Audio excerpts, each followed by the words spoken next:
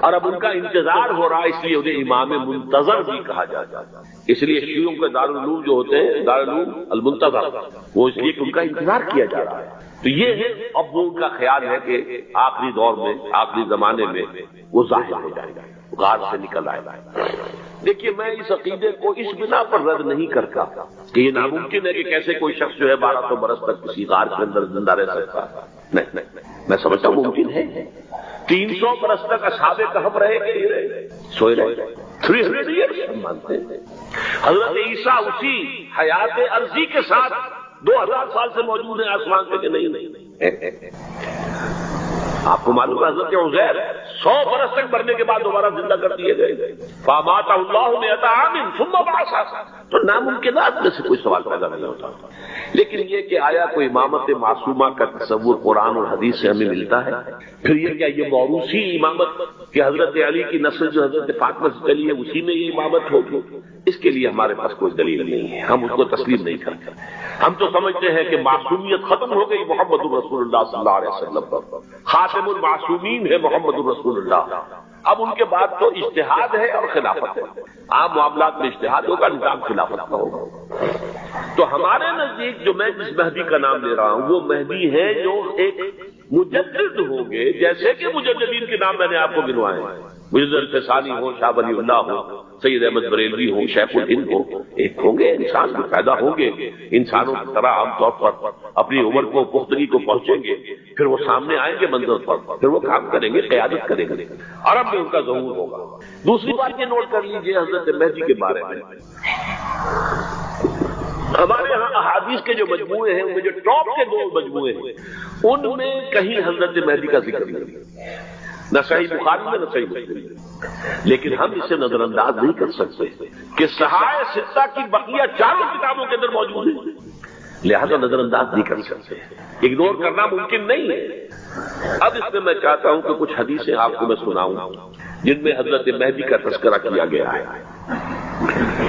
پہلی ہے وعن عبداللہ ابن مسعود قال قال رسول اللہ صلی اللہ علیہ وسلم، حضرت عبداللہ ابن مسعود سے روایت ہے، وہ فرماتے ہیں کہ حضور نے ارشاد فرمایا لا تذهب الدنيا حتى يملك العرب رجل من اہل بیت، یہ دنیا ختم نہیں ہوگی جب تک کہ عرب پر میرے اہل بیت میں سے ایک شخص کی حکومت قائم نہ ہو۔ اور آپ کو معلوم ہے کہ آج تک عرب پر حضور کے اہل بیت کی کوئی حکومت قائم نہیں ہوئی، اور جب قائم ہوئی بھی تھی حضرت علی کو اگر شمار کیا جائے، اس لیے کہ حضور نے وہ جو مشہور واقعہ ہے کہ ایک چادر میں لے لیا تھا حضرت علی کو اور حضرت فاطمہ اور حضرت حسین کو، اللہم ہؤلاء اہل بیتی، اے اللہ یہ بھی میرے اہل بیت تھے۔ تو حضرت علی کی بھی حکومت منعقد نہیں ہوئی، پورے عالم اسلام پر ان کی حکومت نہیں تھی، اس لیے کہ شام اور مصر دونوں صوبے جو ہیں انہوں نے ان کی اطاعت قبول نہیں کی۔ اس حوالے سے یہ معاملہ ابھی ہونا ہے۔ لا تذهب الدنيا حتى يملك العرب رجل من اہل بیتی یواطئ اسمہ اسمی، اس کا نام وہی ہوگا جو میرا نام ہے، یعنی محمد صلی اللہ علیہ وسلم، اور ان کا نام بھی مہدی کا نام بھی محمد ہو، مہدی ان کا لقب ہے۔ یہ ترمذی میں بھی ہے، ابو داؤد میں بھی، سنن ابی داؤد جامع ترمذی، بلکہ ابو داؤد میں ایک اور روایت ہے، قال حضور نے فرمایا لو لم يبق من الدنيا الا يوم، اگر دنیا کی زندگی میں سے کچھ بھی نہ بچے سوائے ایک دن کے، لطول اللہ تعالی ذلک اليوم، تو اللہ تعالیٰ اس دن کو لمبا کر دے گا، حتی یبعث فیہ رجلا منی، یہاں تک کہ میرے خاندان میں سے ایک شخص کو اٹھائے گا، من اہل بیتی، میرے اہل بیت میں سے، یواطئ اسمہ اسمی و اسم ابی ہے اسم ابی، جس کا نام میرے نام پر ہوگا، جس کے والد کا نام میرے والد کے نام پر ہوگا، محمد ابن عبداللہ ان کا نام ہوگا، اور وہ یملأ الارض قسطا وعدلا کما ملئت ظلما وجورا، وہ سرزمین عرب کو عدل اور انصاف سے اسی طرح بھر دیں گے جیسے کہ وہ ظلم اور زیادتی سے بھر چکی ہو۔ دوسری روایت ہے حضرت ابو سعید خدری رضی اللہ تعالی عنہ سے، حضور نے فرمایا المہدی منی اجل الجبہۃ اقنى الانف یملأ الارض قسطا وعدلا کما ملئت ظلما وجورا یملک 7 سنین، رواہ داؤد، کہ مہدی مجھ میں سے ہوں گے بڑی روشن پیشانی والے اور بڑی کھڑی ناک والے، وہ زمین کو بھر دیں گے انصاف سے اور عدل سے جیسے کہ وہ ظلم سے بھری ہوئی ہوگی، اور وہ 60 برس تک حکومت کرے گا۔ عرب میں خالص خلافت علی منہاج النبوہ کا نظام حضرت مہدی کے ہاتھوں قائم ہوگا اور 7 برس تک قائم رہے گا عرب کے اندر. اس کا اگلا مرحلہ میں بعد میں بیان کروں گا. تیسری روایت ہے، اور اس کو میں اس لیے خاص طور پر سنا رہا ہوں کہ اس میں وہی الفاظ آئے ہیں جو میں نے ابتدا میں حدیث آپ کو سنائی تھی، اس کے الفاظ ہیں. عن ابی سعید قال ذکر رسول اللہ صلی اللہ علیہ وسلم بلاء یصیب هذه الامه حتی لا یجد الرجل ملجا یلجا الیہ من الذل. حضور نے ذکر فرمایا کہ ایک دور ایسا آئے گا انتہائی ابتلا اور آزمائش اور مصائب کا کہ کسی شخص کو کوئی سر چھپانے کی جگہ نہیں ملے گی اس ظلم سے اپنے آپ کو بچانے کے لیے. فَيَبْعَثُ اللَّهُ رَجُلًا مِنْ عِتْرَتِي وَأَهْلِ بَيْتِي، تو پھر اللہ میرے خاندان میں سے، میرے اہل بیت میں سے اٹھائے گا ایک شخص کو. فَيَمْلَأُ بِهِ الْأَرْضَ قِسْطًا وَعَدْلًا، اور اس کے ذریعے سے اللہ تعالیٰ زمین کو عدل و قسط سے بھر دے گا. يَرْضَى عَنْهُ سَاكِنُ السَّمَاءِ، یہ وہی الفاظ آ گئے. اس سے پھر راضی ہو جائیں گے آسمانوں میں رہنے والے بھی، وساکن الارض، اور زمین میں رہنے والے بھی. لا تدع السماء من قبلها شيئا الا سبت، آسمان اپنا ایک قطرہ بھی نہیں روکے گا مگر یہ کہ اس کو زمین کے اوپر نثار کر دے گا، بارش کی شکل میں گرا دے گا. ولا تدع الارض من نباتها شيئا الا اخرجت، اور زمین اپنی پیداوار میں سے کوئی شے نہیں چھپائے گی، نہیں روکے گی مگر کچھ ظاہر کرے گی. چوتھی حدیث جو ہے وہ حضرت ام سلمہ سے رضی اللہ تعالی عنہ قال سمعت رسول اللہ صلی اللہ علیہ وسلم یقول المہدی من عترتی من اولاد فاطمہ، رواہ ابو داؤد، یہ بھی سنن ابو داؤد کی روایت ہے. حضور نے فرمایا مہدی میرے خاندان سے، میرے اہل بیت سے ہوں گے، یعنی اولاد فاطمہ، اور تفسیر اس کی آتی ہے کہ حضرت حسن کی اولاد میں سے ہوں گے.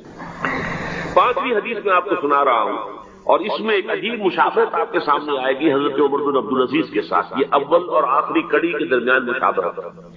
عن علی رضی اللہ تعالی عنہ، یہ حدیث جو ہے مسند احمد ابن حنبل میں بھی ہے اور سنن ابن ماجہ میں بھی ہے. قال قال رسول اللہ صلی اللہ علیہ وسلم المہدی منا اہل البیت یصلح اللہ فی لیلۃ، مہدی ہم میں سے ہوں گے، ہمارے اہل بیت میں سے، اور اللہ ایک ہی رات میں ان کی اصلاح کر دے گا. یعنی وہ پہلے سے کوئی زیادہ روحانی یا دینی کوئی اس سے ایسی شخصیت نہیں ہوں گے، لیکن ایک ہی رات میں اللہ تعالیٰ ان کی سیرت و کردار کے اندر انقلاب عظیم برپا کر دے گا.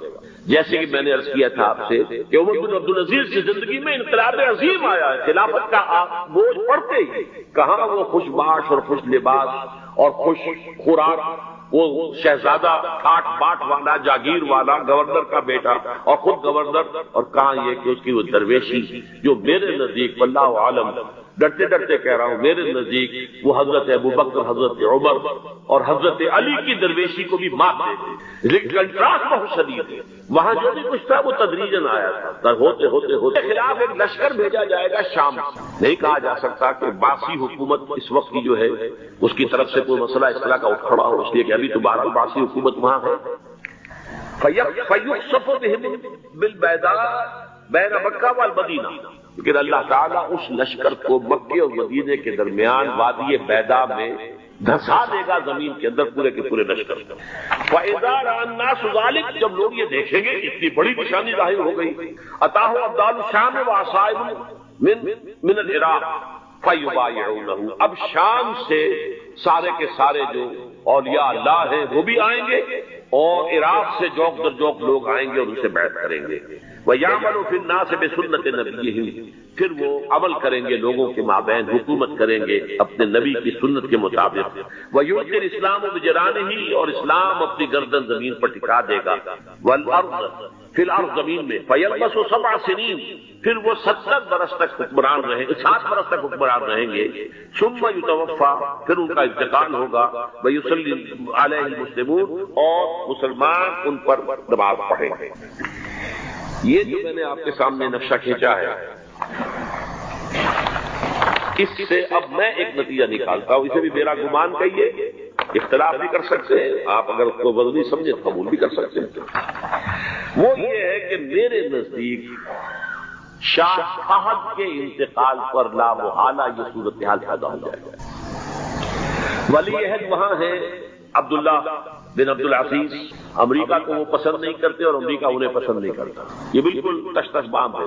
امریکہ نے لازماً جس طریقے سے اپنے پنجے گاڑے ہیں سعودی عرب کے اندر، اپنا فوجی اڈا بنایا ہے، تو آسانی کے ساتھ وہاں سے اپنے پنجے ہٹانے کے لیے تیار نہیں. ایک حدیث میں آتا ہے قرب الشیطان نجد سے شیطان کا سینگ برآمد ہوگا. وہ شیطان کا سینگ ہے. جو میزائل وہاں پر لگے ہوئے ہوں گے اس وقت در حقیقت وہ سارے کے سارے جو ہے وہ شیطان کی سینگ ہے. بہرحال کوشش وہ کرے گا کہ جیسے کہ اس نے جارڈن میں کیا.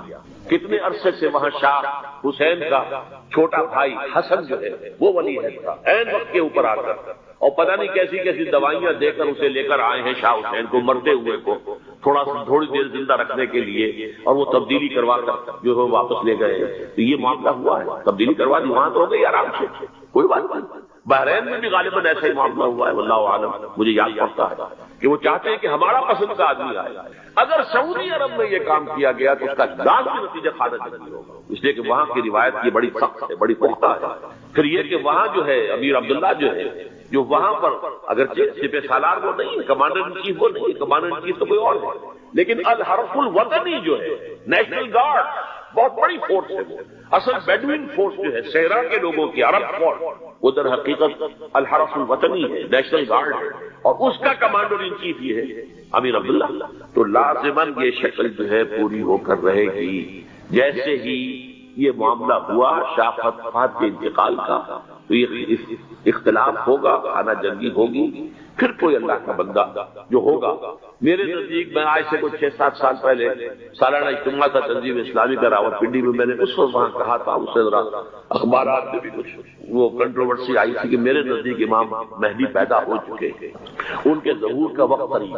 اور اس کی تھوڑی سی بات میں مجھے معلوم ہوا کہ جین نکسن غالباً نام ہے امریکن اس کا, جس نے یہ پیشین کوئی خبر دی تھی کہ 1962 میں عالم عرب میں ایک بچہ پیدا ہوا ہے کہ جو وہاں کا نقشہ بدل کر رکھتے ہیں. یہ جین نکسن کی غالباً پیشن گوئی ہے. بہرحال مجھے اس کی پیشن گوئی سے کوئی دلچسپی نہیں ہے. میں تو جو احوال دیکھ رہا ہوں, یعنی اسرائیل کا قائم ہو جانا اور اس کے بعد اب یروشلم کا مسلمانوں کے ہاتھوں سے نکل جانا, اور اب گویا کہ وہ الملحمۃ العظمیٰ جو ہے تلی کھڑی ہے, کسی بھی وقت جو ہے یہ جو ہے وہ لاوا پھٹ سکتا ہے, آتش فشاں پھٹ سکتا ہے.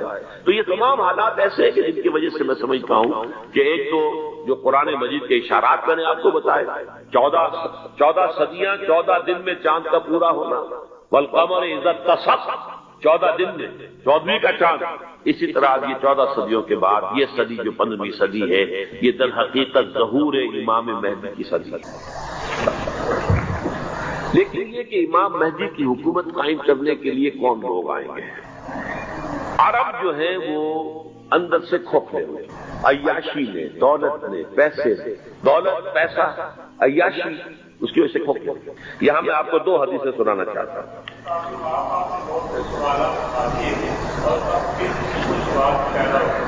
بہت سے ہوں گے, آپ اطمینان سے تشریف رکھیے.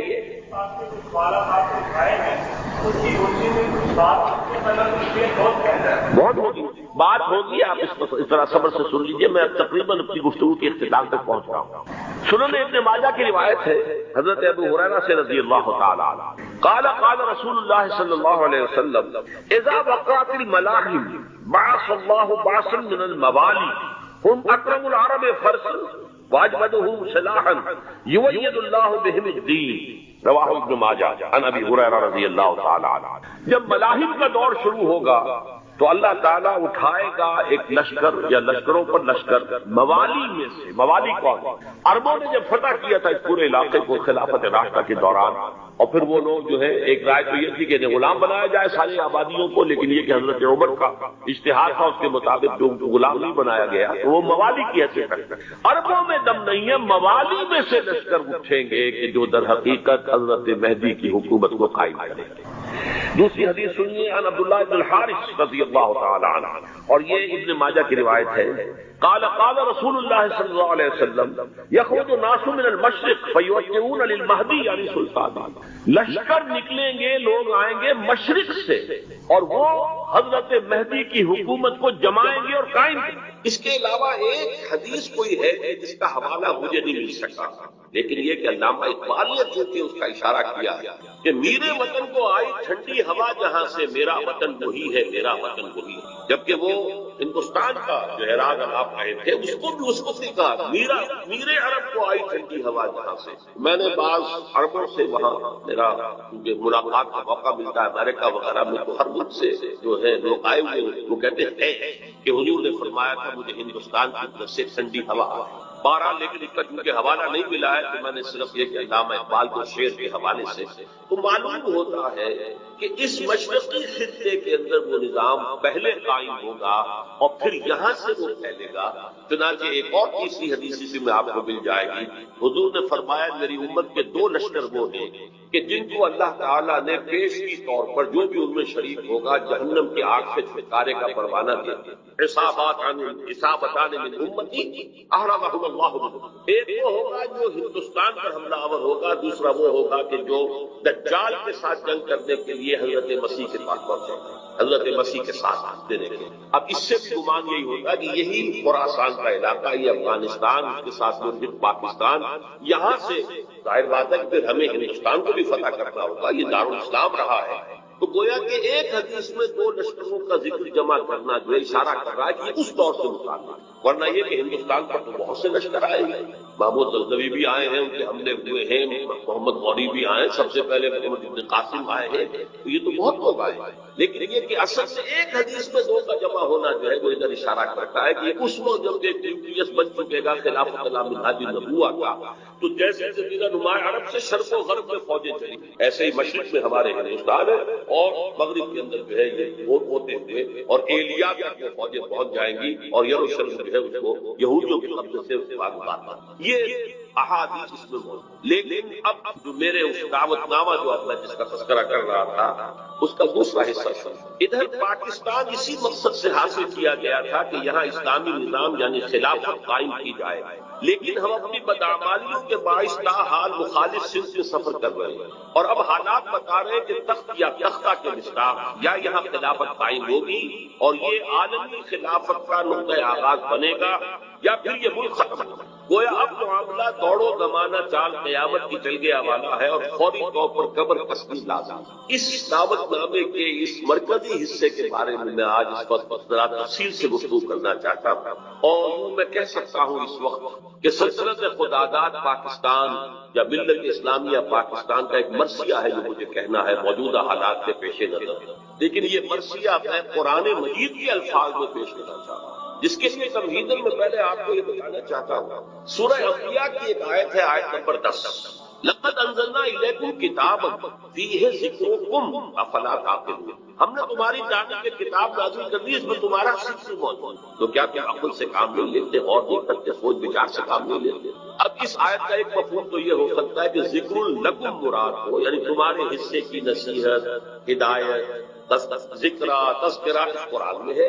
لیکن ذکر و کم اس میں اشارہ ایک اور بات کی طرف بھی آتا ہے کہ یہ جتنے بھی اقوام عالم آئیں گے ان کا ذکر قرآن مجید میں موجود ہے اور اس کی تائید ہوتی ہے، توثیق ہوتی ہے، تاکید ہوتی ہے ایک حدیث. وہ حدیث کے جو قرآن حکیم کی عظمت پر نبی اکرم صلی اللہ علیہ وسلم کے سب سے جامع اور سب سے مفصل بیان پر مشتمل ہے. فصاحت و بلاغت کی معراج حضرت علی اس کے راوی ہیں رضی اللہ تعالی عنہ. یہ حضور نے فرمایا انہا ستکون فتنۃ، عن قریب ایک بہت بڑا فتنہ رونما ہوا. حضرت علی فرماتے ہیں کہ میں نے عرض کیا مل مخرج منہا یا اللہ کے رسول یہ بتائیے اس سے نکلنے کا راستہ کون سا ہوگا. ایک لمحے کے لیے توقف کیجئے، میں یہاں یہ توجہ دلایا کرتا ہوں کہ ہم اگر ہوتے، ہمارے مزاج کا اور صحابہ کے مزاج کا فرق کیا ہے؟ ہم ہوتے تو کیا پوچھتے یہ حضور یہ فتنہ کیوں ہوگا، کب ہوگا، کدھر سے آئے گا، کیسے آئے گا؟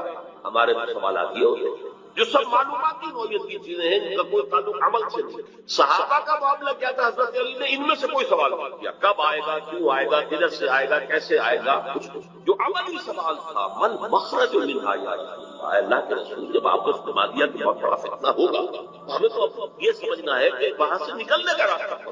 بس اس کے جواب میں وہ حدیث ہے کتاب اللہ، تمام فتنوں سے نکالنے والی اللہ کا کتاب. فیہ نبأ ما قبلکم وخبر ما بعدکم وحکم ما بینکم. اس میں تم سے پہلے جو لوگ گزرے ان کے حالات بھی تو سب جانتے ہیں، قوم نوح اور قوم ہود اور قوم عاد اور خبر کس کا اقوام کا تذکرہ ہے. وخبر ما بعدکم جو تمہارے بعد ہونے والا ہے اس کی خبریں بھی موجود. وحکم ما بینکم، اور جو بھی تمہارے مابین قیامت تک اختلافات نما ہوں گے ان سب کا فیصلہ بھی ہوگا۔ بڑی عظیم حدیث ہے، وَهُوَ الذِّكْرُ الْحَكِيمُ وَهُوَ الصِّرَاطُ الْمُسْتَقِيمُ وَهُوَ حَبْلُ اللَّهِ الْمَتِينُ لَا تَنقَضِي عَجَائِبُهُ وَلَا يَشْبَعُ مِنْهُ الْعُلَمَاءُ وَلَا يَخْلُقُ عَنْ كَثْرَةِ الرَّدِّ۔ اور آخری الفاظ کو بلاغت کی انتہا ہے، من قال به صدق ومن عمل به اجر ومن حکم به عدل ومن دعا الیہ ہدی الی صراط۔ جس نے کوئی بات کہی اس قرآن کی بنیاد پر اس نے سچ کہا، جس نے عمل کیا اس کا اجر بڑھا، جس نے کوئی فیصلہ کیا قرآن کی بنیاد پر اس نے عدل کی، اور جس نے قرآن کی طرف بلایا اس کی ہدایت ہو گئی، کسی اور کی ہو نہ ہو اس کی ہدایت گارنٹی جو قرآن کی طرف بلایا۔ یہ حدیث ہے کہ جس میں خبر و ما بعدکم کے الفاظ، بلکہ میں تذکرہ کروں یہ حدیث ایک اور شان سے وارد ہوئی ہے طبرانی کی معجم کبیر، وہاں یہ حدیث اس طور سے آئی ہے کہ حضرت جبرائیل نے حضور سے یہ فرمایا، یا محمد امتک بعدک، اے محمد صلی اللہ علیہ وسلم یا آپ کی امت کا آپ کے بعد کیا بنے؟ حضور نے اس پر پوچھا بل مخرج منہا یا کہ میں بات بہت اہم کہی ہے، ابھی تو میں ہوں انا بین اظہرکم، ابھی تو اے مسلمانوں تمہارے مابین ہوں، لیکن ایک وقت تو آئے گا آخر دور نبوت کے خاتمے کی خبر حضور نے دی تھی، وہ آپ نے مثال کی خبر دی تھی، جانا ہے مجھے انک میت وانہم میتون، قرآن مجید میں، لیکن اس کا حل کیا ہوگا؟ تب انہوں نے کہا ہے کتاب اللہ فیہ نبأ من قبلکم ومن خبر ما بعدکم وحکم ما بینکم۔ یہ ایک اور ہی شان کے ساتھ یہ روایت ہے۔ بات نئی حوالے سے آپ کے سامنے قرآن کی 6 آیات اور عجیب بھی اس میں اتفاق ہے۔ سورہ اعراف کی آیات ہے 175 176 170، اور سورہ توبہ کی آیات ہے 100 نکال دیجیے 75 76 70۔ یہ آئینہ ہے اس وقت میرے اور آپ کے لیے، ملت اسلامیہ پاکستان کے لیے، سلطنت خداداد۔ دیکھیے سورہ اعراف میں فرمایا وَاتْلُ عَلَيْهِمْ نَبَأَ الَّذِي آتَيْنَاهُ آيَاتِنَا فَانسَلَخَ مِنْهَا فَأَتْبَعَهُ الشَّيْطَانُ فَكَانَ مِنَ الْغَاوِينَ۔ اے نبی ان کو آپ اس شخص کی خبر سنائیے جسے ہم نے اپنی آیات عطا کی، لیکن وہ ان سے نکل بھاگا، پھر شیطان اس کے پیچھے لگ گیا اور پھر وہ انتہائی گمراہ لوگوں میں سے تھے۔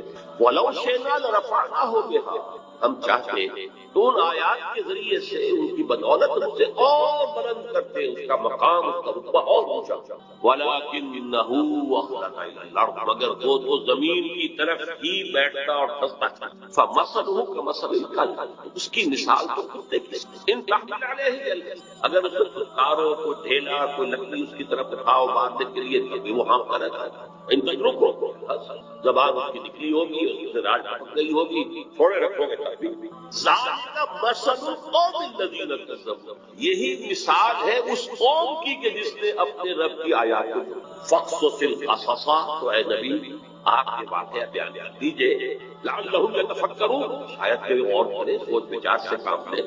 ساء مثلا القوم الذین کذبوا بآیات اللہ، پوری ہے مثال اس قوم کی جس نے اللہ کی آیات کو جھٹلایا ہے، وانفسہم کانوا یظلمون، اور وہ اپنے اوپر ظلم کرنے والے۔ اب میں اس کی زیادہ تفصیلی تفاصیل میں نہیں جاؤں گا، اگرچہ ایک رائے یہ بھی ظاہر کی گئی ہے کہ یہ کسی شخص معین کا تذکرہ نہیں ہے، بلکہ یہ ایک مثال ہے دینا، لیکن یہ بات صحیح نہیں ہے۔ وَاتْلُ عَلَيْهِمْ نَبَأَ وَاضْرِبْ لَهُم مَثَلًا سے بات ہوتی تو اس کا امکان ہے، لہذا خبر سنا دیجیے اے نبی اس کی خبر۔ اور اس کے بعد حضرت عبداللہ ابن عباس رضی اللہ تعالی عنہما سے کئی جو ہے اقوال آتی ہیں، یہ شخص بلعام بن بعورہ، تو جو کتابیں گنتی ہے نمبرز تورات کی، اس میں شخص کا ذکر بہت، یہ کنعانی تھا، بعض لوگوں کے نزدیک اسرائیلی تھا، لیکن بہت عابد و زاہد، بہت اونچے مقام پر صاحب کرامت بزرگ جسے کہا تھا۔ الذی آتیناہ آیاتنا سے مراد یہاں پر کچھ لوگوں نے لیا ہے کہ علم کتاب اسے دی گئی تھی، وہ بات میرے نزدیک صحیح نہیں ہے، بلکہ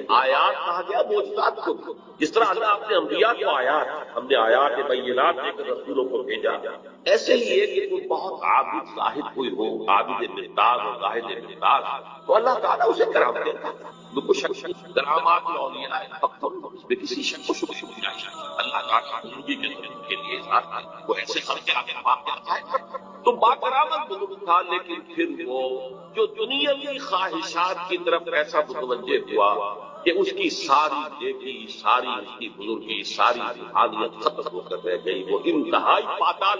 بعض مفسرین نے حضور کے دور کے 2 اشخاص کا ذکر بھی کیا ہے.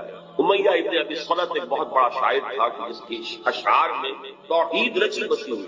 توقع یہ تھی کہ وہ حضور کا سب سے بڑا جو ہے وہ سپورٹر بن جائے گا، لیکن نہیں، مخالف. اسی طریقے سے ابو عامر راہب تھا، جیسے ورقہ ابن نوفل مکے میں تھے، وہ جا کر جو ہے وہ شام میں انہوں نے عیسائیت اختیار کی اور وہ بہت بڑے عالم تھے. کان یکتب التوراۃ بالعبرانیہ. اسی طرح یہ ابو عامر خزرجی تھا اور یہ بھی عیسائی ہو گیا تھا، شام میں رہا اور پھر یہ بہت بڑا زاہد اور عابد اور عالم. لیکن یہی بدترین دشمن ہو گیا محمد رسول اللہ کا، جبکہ ورقہ ابن نوفل نے جو ہے حضور کی تصدیق کی تھی جب حضرت خدیجہ رضی اللہ تعالی عنہا لے کر گئی تھی حضور کو. بہرحال میرے نزدیک یہ بلعام بن باعورہ ہی کا تذکرہ ہے جو ہو رہا ہے کہ وہ بہت با کرامات تھا، لیکن زمینی خواہشات 2 سب سے نمایاں. بطن، پیٹ کھانے کو مانگتا ہے، یہ انسان کی بہت بڑی اس لیے کہ ظاہر بات ہے جو ریزرویشن آف دی سیلف ہے اپنے بقا کے لیے اسے جگہ چاہیے، لیکن اس کے ساتھ چٹخارا بھی لگا ہوا ہے، یہ اس کے ساتھ اضافی ہے. اور دوسری ہے جنسی خواہش، شہوت، ریزرویشن آف دی اسپیشیز، اپنی نسل کو برقرار رکھنا. یہ دونوں جو ہے حصے انسان کے اندر جب یہ ایک تال سے بڑھتی ہیں تو تباہی کرتی ہیں. لیکن یہاں نوٹ کیجیے کہ ایک شخص سے اللہ نے اپنی آیات عطا کی، صاحب کرام تھا، لیکن وہ اس سے نکل گیا تھا. اور یہاں فرمایا پھر شیطان اس کے پیچھے لگ گئے. اور یہ بہت اہم نکتہ ہے، یعنی اولاً نہیں شیطان کے اغوا سے کوئی شخص جو ہے وہ گمراہ ہوا کرتا. قرآن مجید میں صاف یہ بات آئی ہوئی ہے، ان عبادی لیس لک علیہم سلطان. دیکھو تمہیں ہم مہلت تو دے رہے ہیں، قیامت تک کے لیے تمہاری زندگی طویل ہوگی اور تم ہمارے بندوں کو جس طرح چاہو گمراہ کرنے کی کوشش کرنا، لیکن تمہیں اختیار حاصل نہیں ہوگا، اختیار اسے حاصل نہیں. تو جو شخص خود اپنی جو ہے داخلی غلط تقاضوں کے تحت غلط راستہ اختیار کرتا ہے، پھر شیطان اس کے پیچھے لگ جاتا ہے. وَأَتْبَعَهُ الشَّيْطَانُ، تو شیطان اس کے پیچھے لگ گیا. فَكَانَ مِنَ الْغَاوِينَ. پھر وہ ہمارے ہاں جو کولوکیل لینگویج میں پھر برے کو گھر تک پہنچا کر رہتا ہے، پھر آخری درجے تک پہنچا کر ہی وہ بس کرتا ہے. تو اس درجے تک بلعام بن باعورہ پہنچا. وَلَوْ شِئْنَا لَرَفَعْنَاهُ بِهَا، ہم چاہتے ہیں اسے اور بلند کرتے، اس کے اور مقام اونچا ہو. وَلَكِنَّهُ أَخْلَدَ عَلَى الْأَرْضِ، وہ تو زمین میں دھستا چلا گیا. زمین سے مراد وہی زمینی خواہشات، نفسانی خواہشات. فَمَثَلُهُ كَمَثَلِ الْكَلْبِ، اس کی مثال کتے کی. اب کتا وہ جانور ہے حیوانات، پیٹ اور جنس دونوں شہوتیں اس میں انتہا ہوتی. لہذا چاہے خوب پیٹ بھرا ہو، کسی صاحب کا یا کسی نیم کا کتا ہو، خوب وہ گوشت کھا کے گھر سے نکلا ہو، لیکن پھر بھی وہ باہر جائے گا تو ہر شخص سنگے گا کہ شاید کوئی کھانے کی. یہ اس کی یعنی سمجھ جبلت کا لگا. یا کہ آپ اس کو ٹھیکا ماری مارنے کے لیے وہ اس کو بھی سنگے گا کہ شاید اس کو کوئی کھانے کی کوئی شے موجود ہو. چلے گا بھی تو ادھر ادھر ہوتا ہوا سوچتا ہوا اور وہ اپنی شرمگاہ کو چاہتا رہتا ہے. دونوں جو حصے ہیں اس کے اندر انتہا تھا. اور اس کا پھر ظہور کیا ہوتا، زبان ہر وقت نکلی ہوئی ہے، ہانپ رہا، ہر وقت پیٹ بھرا ہو تب بھی ہانپ رہا ہے، اور پیٹ خالی ہو تب بھی ہانپ رہا ہے، تھکا ہوا تب بھی ہانپ رہا ہے، کھڑا ہوا تب بھی ہانپ رہا ہے. زبان نکلی ہوئی ہے اور اس کے اندر سے راج رہا. یہ مثال دی ہے جیسے قرآن مجید میں گدھے کی مثال دی آئی. مثل الذین حملوا التوراۃ ثم لم یحملوها کمثل الحمار یحمل اسفارا.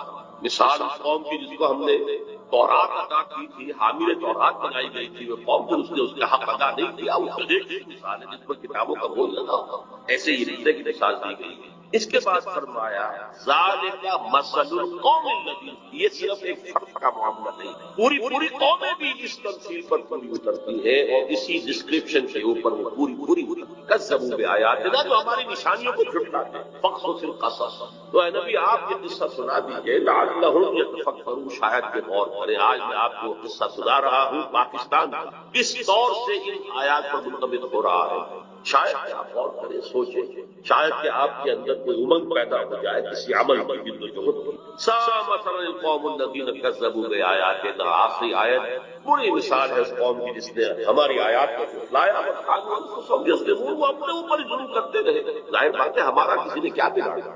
اب اندازہ کیجئے پاکستان وہ ملک ہے اس روئے ارضی پر جو بہت بڑی اللہ کی نشانیوں کے ساتھ وجود میں آیا. سب سے پہلی نشانی 27ویں رمضان کو اس کا قیام بن گیا، اور جو بہترین رات ہو سکتا فیہا یفرق کل امر حکیم، جس میں کہ تمام جو بھی اللہ تعالیٰ کے پختہ فیصلے ہیں وہ کیے جائیں۔ پاکستان 27ویں شب رمضان مبارک کی، اس میں اس کا مطلب پھر غور کیجیے کیسے پائی۔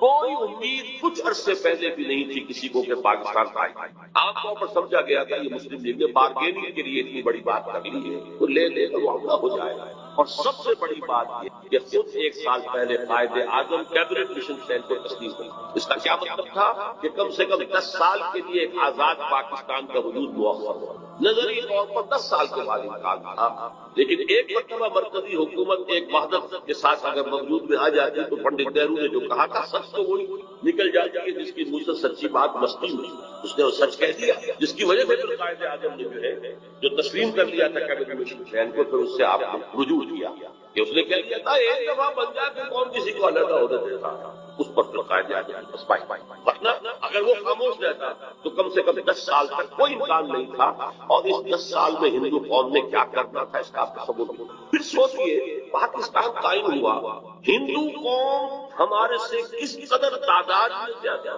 تعلیم میں زیادہ، دولت میں زیادہ، تنظیم میں کس قدر منظم قوم، کس قدر تعلیم یافتہ، کتنی ان کے اندر جو ہے ایک یکجہتی موجود۔ پھر کانگریس جیسی جماعت بہت بڑی جماعت، کوئی بہت بڑی عوامی جماعت جس کے ساتھ یہ کہ لیڈرز کی سیکنڈ لائن بھی ہے، یوں سمجھیے کہ ایک بڑی قطار موجود۔ یہ نہیں تھا کہ مسلم لیگ بس ایک بگونے کی طرح ایک تحریک کے طور پر اٹھی ہے، اس نے جو بھی حاصل کر لیا، ورنہ مسلم لیگ اصل میں ایک جماعت کی شکل میں منظم ہو نہیں پائی۔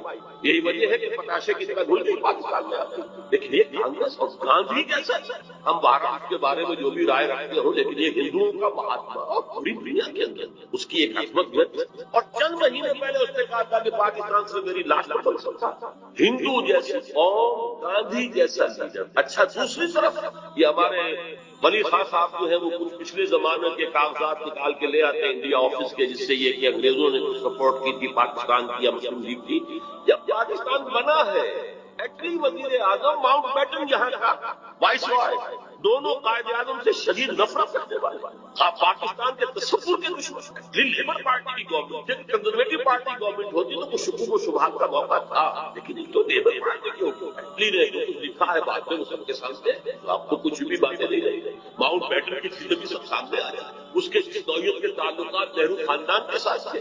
اب وہ چیزیں بھی کہنے کی بھی نہیں ہے، مطلب یہ کہ لیڈی ماؤنٹ بیٹن کے ساتھ اس کے ناجائز تعلقات، اور یہ کہ گاندھی کا جو وہ چیلا تھا آخری وقت میں پنڈت نہرو نے اور پٹیل نے جا کر اس سے کہا تھا کہ ہم نہیں کہہ سکتے باپو کے سامنے جا کر یہ کہنے کی ہماری ضرورت نہیں ہے کہ ہم ہندوستان کی تقسیم پر راضی ہو گئے ہیں، کہ تم ہی آگے راضی کرا۔ اس نے جا کر گاندھی سے بات کیا پٹی پڑھائی گئی ہو جائے۔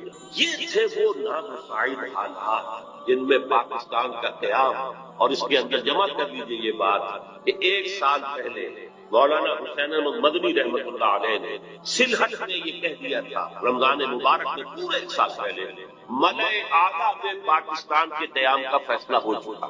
ملأ اعلیٰ سے مراد فرشتوں کا وہ سب سے اونچا طبقہ ہے جو اللہ کا مقربین جو ہوتے ہیں، ملائکہ مقربین، وہ ملأ اعلیٰ سب سے اونچا، وہاں فیصلہ ہو گیا پاکستان۔ یہ دوسری بات ہے کہ جب ان سے پوچھا گیا کہ پھر ہم کیوں مخالفت کریں، ہماری پالیسی جو ہے وہ بدل جانی چاہیے، انہوں نے کہا کہ در حقیقت وہ تکوینی معاملہ ہے، ہمارا کام تکوینیات کے حوالے سے نہیں ہے، بلکہ ہمیں تو اپنی سوچ اور سمجھ سے جو بھی رائے صحیح ہے اسی کے اوپر کام کرنا ہے، لیکن فیصلہ ہوگا۔ یہ 1 سال پہلے کی بات ہے، اور ایسے شخص کی گواہی ہے جو پاکستان کے ساتھ یعنی وہ متفق نہیں تھا، اگرچہ بعد میں انہوں نے تسلیم کیا، بہت خوبصورتی سے تسلیم کی۔ جب وہ گئے ہوئے تھے جابھیل اور وہاں کسی شخص نے، یہ پاکستان قیام کے بعد کی بات ہے، کسی شخص نے ذرا چھیڑنے کے لیے کہ چلیے مولانا کچھ بولیں گے، پاکستان کے خلاف کچھ دھواں دار باتیں کریں گے، تو کوئی پاکستان کا فیصلہ کیا کہ بھائی دیکھو جب تک کوئی مسجد کہیں تعمیر نہ ہو، تجویز تو اختلاف ہو سکتا ہے کہ یہاں مسجد کی ضرورت ہے بھی کہ نہیں، پہلے ہی مسجدیں موجود ہیں،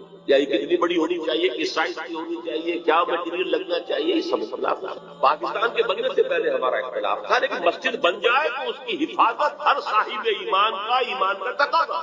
اب پاکستان کی حیثیت بدل گئی. یہ الفاظ مولانا مدنی رحمۃ اللہ علیہ جو وہاں موجود تھے، مولانا محمد مالک کاندھلوی رحمۃ اللہ علیہ، جنہوں نے کہ یہ الفاظ ہماری قرآن کانفرنس میں فتویٰ بیان کیا. اچھا یہ ہے وہ آیات، وہ قرارات جس کے ساتھ پاکستان حکومت میں آیا. ذرا پیچھے چلیے، جب خلافت عثمانیہ کے خاتمے کی سازشیں ہو رہی تھی تو پوری دنیا میں صرف ہندوستان میں تحریک چلی، کہیں اور نہیں چلی. وہ سلطنت عثمانیہ بھارت خلافت کے نام سے تھی، چاہے حقیقت نہیں تھی، وہ ایک ملوکیت ہی تھی، اور اب اس پہ زوال بھی آ گیا تھا، یورپ کا مرد بیمار بھی کہا جاتا، جو بھی کچھ تھا، لیکن عظمت اسلامی کا ایک سمبل، ایک نشانی، اس کے خلاف سازشیں ہو رہی تھی. اور اس وقت تحریک چلی صرف ہندوستان میں کہیں بھی نہیں چلی، پوری دنیا میں کہیں بھی، بلکہ عربوں نے تو بغاوت کی ترکوں کے خلاف، اور اصل میں تو انہی کی بغاوت کے نتیجے میں یہ سارا معاملہ ختم ہوا.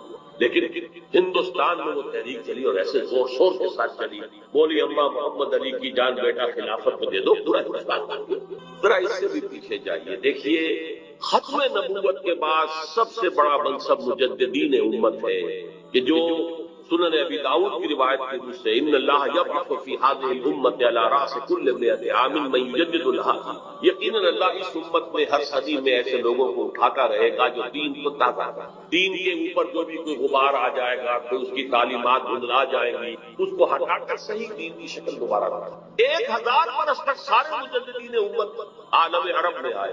عمر بن عبدالعزیز سے چلیے اور امام ابو حنیفہ کے چلے جائیے، شیخ عبد القادر جیلانی، امام غزالی، امام ابن تیمیہ، 11ویں صدی کا مجدد اعظم شیخ احمد سرہندی ہندوستان، 12ویں صدی کا مجدد اعظم شاہ ولی اللہ دہلوی، 13ویں صدی کا مجدد اعظم سید احمد بریلوی ہندوستان، 14ویں صدی کا مجدد اعظم شیخ الہند سیر مالٹ ہندوستان، اور مزید برآں علامہ اقبال جیسا مفکر، مولانا مودودی جیسا مصنف، مولانا الیاس جیسا مبلغ پوری دنیا میں کہیں نہیں. ان کی تحریکیں جو ہے پوری دنیا میں چھا گئی.